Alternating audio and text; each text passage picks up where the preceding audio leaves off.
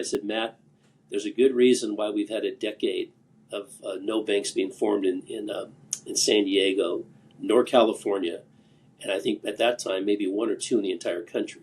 Here's the reason you're seeing the lack of new bank formations. There's basically an economic issue. Laid it out for him, and he said, okay, I've heard you, but could you do it? And I said, again, it's the wrong question. I can definitely do it. I just don't know that we should do it. And we continued to talk and discuss it and play with some business models. I eventually came around to the belief that indeed, maybe this was the time to start a new bank, provided we made some changes. What's important to note at that time, this is now 6 years ago, maybe 7 when we were having the conversation, we had gone from 43 local banks in San Diego down to about 10. The total size of the market, if you define it by total deposits, had more than quadrupled. So you have a bigger pie, fewer competitors, 1 or 2 banks dominated the market, and the local business community was looking for a bank with the kind of model that I had described earlier. So we agreed to do it, but under one condition. I didn't want to relive history and have another conversation someday where somebody says, hey, partner, let's sell the bank. And the only way I could eliminate that conversation is to make sure nobody had 70% ownership. So I said, here's my vision for the new bank. I want to create a bank that's owned by the business community, and I want to have the largest CEO club in town. And he said, well, what does that mean? And I said, well, I'm going to reduce the minimum ownership to $25,000. Now, mind you, we have to raise $26 million at that point to get a charter. That's a lot of conversations. A lot of people have to say yes to the vision, and some on our organizing team thought that was going to be a daunting task. And their biggest concern is if you lower it to 25,000, it's very hard to then raise it to a higher number. But the story goes, we went down the path, and it was hard, it was difficult, but within 120 days, we were able to raise $26 million, and we were actually oversubscribed. And we were off and running to the races. We have since done additional follow-on capital raises, and each time we've done that, rather than go back to our current shareholders, we've tried to expand the base. So now we have well north of 600 CEOs, that local business owners that own the bank, along with obviously the management team and the board. And so we quickly found ourselves in the middle of COVID, like everybody in the country. That was not part of the business plan, but it was a very important event for us, because in that time we based on the number of employees we had, I think we were number 5 in the nation for the number of PPP loans that we generated per FTE, which meant about 350 million. It generated clients, helped our reputation, and the profits we made off that program helped us basically recoup all of our startup losses earlier than we ever would have as a new bank. So by the end of year 3, we were profitable, no longer relying on the PPP income to sustain our earnings. And since that time, we've remained very profitable and growing the top line. And so where we're going from here, our goal is to hit $1 billion in assets by the end of our 10th year anniversary. It looks like we'll probably get there by year 9. This week I've been talking to some de novo banks from the same year we started the bank in 2018. Most that I've talked to are still at about half our size. 1 or 2 are actually ahead of us. So there's a little bit of variance between those of us who came out of the gates in 2018. A lot of it is depending on your business model and where you are in the country, of course. But it's been a humbling experience to see this type of growth. At year 6, we're already twice the size of my first banking venture with 12 years in. So we're definitely seeing some good traction, and we've now expanded into the Los Angeles marketplace. And I think what I'm most proud of is to see a whole generation of bankers that we're mentoring into a culture of being management consultants and bankers under the same roof. What I will share with you, though, is let's just average it out and say we have about 4,000 banks in the country, many of which are very large and some are very small. But the only individuals at those banks that can go into certain rooms are the CEOs. And one of those rooms has kind of changed my whole understanding of what business owners want. And what I'm referring to are CEO peer groups. So to go into, and there's a number of these groups in the country, and we have quite a few in San Diego. You might know them by names like Vistage or YPO, Entrepreneurs Organization. To gain access to those rooms, you have to be a CEO. So I'm the only one in our bank that can go in those rooms, and I've been a member for years. Why I mention this is when you walk into a CEO peer group, the first thing that people talk about is confidentiality and sharing the 5% most important things that you don't talk to very many people about other than a spouse or a very dear friend you trust completely.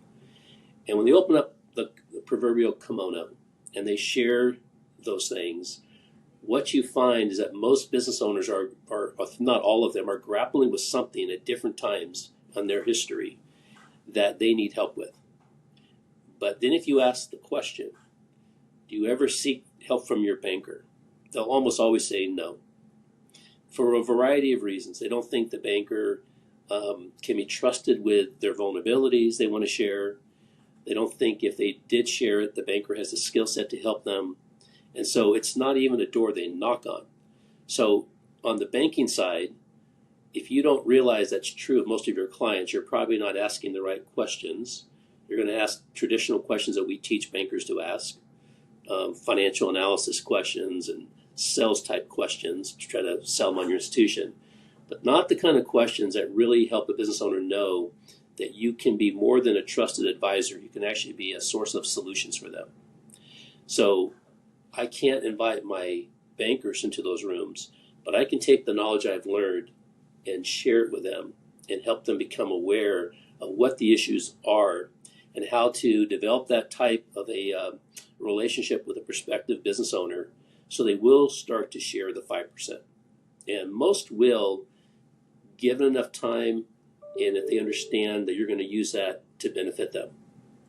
So it takes time, but once we get there, there's a competitive advantage because if you are helping somebody improve their top line, their bottom line, get rid of their anguish, what's keeping them awake at night, and you're adding real value, and other banks are coming at you with, I can save you money on your products or, I have better technology, they're going to weigh the two. And I'll tell you that business consulting usually trumps anything on the product side. I'm going to share a true story. I was on a panel of bank CEOs speaking to a group of business owners. And a woman in the audience who owned a construction company raised her hand. And she said, I'm losing money.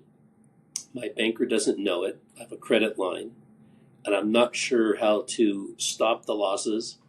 And I don't know if I should tell my banker because if they take my line of credit, I'll be out of business. What do you think I should do? One of the bankers on the panel scolded her and said, you have a legal obligation to tell us. You need to tell us. And when you do, we will transfer your loan to special assets and we'll most likely cancel it. So in other words, your worst dreams will come to fruition. And I raised my hand and I said, with all due respect, I have a different point of view. And I said, if you go into bankruptcy and you lose your company, I also lose because I will have a charged off loan. And the probability of me recovering it will be small. So our interests are aligned. It's in my best interest that you survive and you prosper and you figure this out. I said, but based on the little information you've shared today, I don't know that I could help you stop the losses. But I'd like to be in the conversation because if we have enough runway and enough time, we may be able to come up with a solution that will save your company and by extension, my loan. But if you don't invite me into the conversation and you can't figure it out, we both lose. So why don't we have the conversation? And as soon as I said that, all the other business owners in the room, when they put their hand up, they went from just saying their question and they would say, we want to ask Dan a question. What it did is it made them want to talk to me, the other business owners. They liked the answer. So I would say the advice would be find your own words to tell that type of story to your prospective clients. Um, Another related story, shorter one, is my former CEO at First Business Bank. When people would say, we only lend to people um, when the sun's shining, and then we take the umbrella away when it rains. And people would ask him that. And he'd say, well, that's true. He says, but you're missing a bigger point. They said, what's that? He says, our job is to help you make sure it never rains. Then you won't need the umbrella. And what he was really trying to say is we'll help give you advice so you don't get into trouble. And they're all kind of saying the same thing from depending on where you are in the cycle. If you're successful as a business owner, let's help you be more successful. If you're struggling, let's see if we can't help you overcome the issues that are causing the distress in your marketplace. And there's nothing more enjoyable that I can think of in my career than to help a struggling company turn it around and know that something I did or my team did played a key role in that. And there's gratitude on the other side and a client you'll never lose. Yes, it's extensive training. First of all, we have a training program for college graduates. Part of it's underwriting, and then we have an apprenticeship program to become a commercial banker, which includes a great deal of emotional intelligence training, as well as how to do the things we're talking about this morning. For those who have had longer careers and they don't need to go through a training program, we have a marketing meeting where myself and my bank president, Steve, we've worked together for 30 years. We are player coaches. So we will come in and model, for example, different things that we think are important to share. And then we accompany them on calls to prospective and current clients. When we started the bank, our website, we've changed it, but it used to say whiteboarding with Dan and Steve. And what the relationship manager would do is take their clients and set up a meeting with us, and we would basically do a brainstorming with the business owner and then truly using the whiteboard and come up with all kinds of takeaways. My goal from the very beginning was to change that website so it would not be whiteboarding with Dan and Steve, but with one of our bankers. And we finally accomplished that because now instead of all that training starting at the top, it has actually been pushed down. So we have kind of a middle layer of management.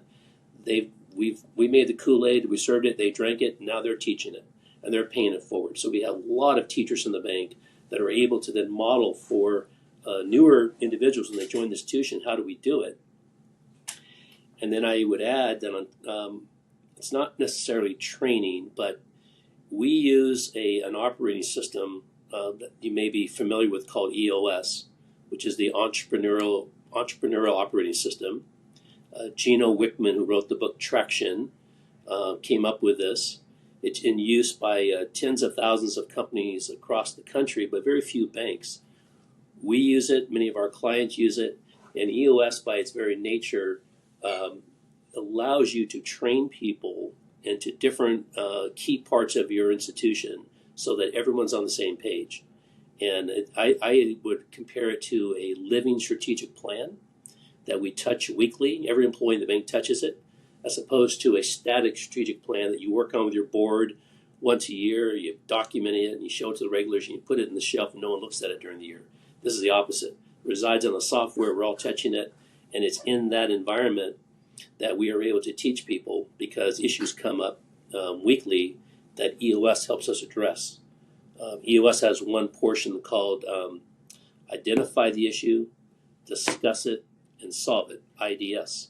And we IDS things throughout the week and the year, and it can be an opportunity to train people how to solve issues for our clients by solving them also for the bank internal issues. So we show how to do that, and they learn how to do IDS clients' issues. So that's part of the training. We, of a certain level of our careers, probably don't take as much time as we would like to or should in looking backwards. So this has been kind of an opportunity for you to look back and, for us, trace through where you've been. But I want to take you back again. You know, we started talking about you when you were 8. Let's move that forward to when you're maybe 16, 17. If you could whisper in that 17-year-old's ear, knowing what you know now, what would you tell that 17-year-old about how this whole life journey, career, industry was going to pan out? Yeah, I think I would have been more relaxed. Um, the early years of my career, um, very focused on business, not work quality balance. Um, just understanding that wisdom comes with time, and you can't rush it. You're not supposed to have all the answers as a young CEO. As a young CEO, I tried to micromanage people and do everything because I felt like everything was on my shoulders, and if we didn't succeed, it was going to be on me. And I've learned to trust people and to give them the ability to fail. And as long as they get the lesson, I'm happy to pay the tuition. Okay, I want to devote this last chunk of time to your son to give you a chance to talk a little bit about Sure. that and what that's sort of meant and how it's affected you. Obviously, it must have had an amazingly deep impact. So I'll just let you go. You can just tell us as much as you're eager to share about that whole part of your Yeah, life, what you're personally. alluding to is, I lost a son in January of this year. He had a tough journey to battling with addiction and some mental illness, and eventually, unfortunately, he was murdered. And what was interesting about that impact on me is I'm a very open individual. I'm very willing to talk about anything, but because it was a murder, we were advised that we really couldn't discuss it. And that made it all the more difficult because I couldn't be open, and people were afraid to approach me. Employees weren't sure, clients weren't sure. I didn't broadcast it out there, so people were finding out word of mouth, and there was an awkwardness, and I realized that there was an opportunity to help others. I can't bring him back, but I can help pay it forward. And I had, over the course of my career, developed a lot of influence. I am also the chairman of a foundation that deals, in one of our respects, with mental illness and addiction. And I'm involved with the leadership community. So what I'm doing now is I'm going out and talking to people about all the issues that affected my son Brandon and helping make critical changes in how we treat individuals that are on the same path. Because as I shared my story, I can't tell you how common it was that somebody would come up to me and say, I have a brother, I have a child, everyone's dealing with the same issues. Youth mental illness is a huge issue, addiction's a huge issue, and unfortunately, the way my son was murdered is a very common occurrence in San Diego, all of which people are trying to deal with. And so it's been very healing for me to get out there and make a difference. And I think for my employees, they went from not sure how to talk to me to really respecting that I'm gracefully dealing with a difficult thing for a parent. And in our trip to Europe, we had a very healing process where we released ashes into the waters of Spain because our son was to be on that trip. And so that also was, part of the healing journey. You will spend the rest of your life healing as a parent when you lose a child, but it's how you do it to honor them is I think, the key that I'm learning. So thank you for asking. And thank you for being so candid as to answer so touchingly, wonderfully. Yeah. As we land the plane here, is there anything else you think our readers need to know about you or the way you work or the way your bank works or really anything that we haven't discussed already? I'll just say my one of my passions is to encourage other bankers across the nation to form banks. I really think there's an advantage that community banks have and continue to have. We're not dinosaurs. We're not extinct. What has changed going through two banks now and talking to other individuals who have started banks is you have to create a niche that is relevant in your marketplace, that matches up with your skill set. And I've had the pleasure of being approached by quite a few individuals across the nation who have reached out to me and said, I want to start a bank. Can I get advice from you on what you learned? What would you do different? And I share that with great passion, and I've seen many go on to start banks. A few have actually tried to copy our homework almost down to the letter, and that's the greatest compliment. They're in different markets, so I'm rooting for them to be successful. But I would just love to see more people get the passion to start a bank, and hopefully it'll create a new generation of banking entrepreneurs that is greatly needed as we go forward. You know, one thing that is I don't want to say unique, but is a little different even now when I talk to banking entrepreneurs. Once you go through the process and you get your conditional approval to open the bank, the toughest next step is raising capital. And you're given only a year to do that by the FDIC. And what almost always happens is people default to big checks. And the big checks were like $1 million, 12 people, 20 people to write the checks. And what they don't think through, that does get your doors open. You are in business, that's great. But you are trapped because those individuals want a liquidity event. And usually at about year 12, year 20, they come knocking. Hey, let's sell the bank. And therefore, you don't have the lasting legacy of community banks. The ones that are out there now that are going 50, 100 years were started in a different time frame. You're not seeing new banks doing that. And so what I try to encourage them to do is think a little bit longer. And if you do it the way we did, and you can't do it after you open the bank, you got to do it as part of your formation. By having a group of individuals that have a stake in your bank, there's a good chance, at least the way we did it, that they will be your primary engine of growth. We have 600 people not on my payroll that are driving business to me that are business owners. Like fish in the ocean, they swim in schools of peers. And they say, hey, come bank with my bank. They say, oh, you mean where you bank? They say, no, my bank, I own it. That's how they view it. So I got 600 business owners who are my best salespeople. More importantly, we gave them an opportunity to sell their shares if and when they want to without selling the institution. So anybody can have a liquidity event as an individual without coming to me and saying, Dan, let's sell the bank. And we do that through the OTCQX where we have our stock traded.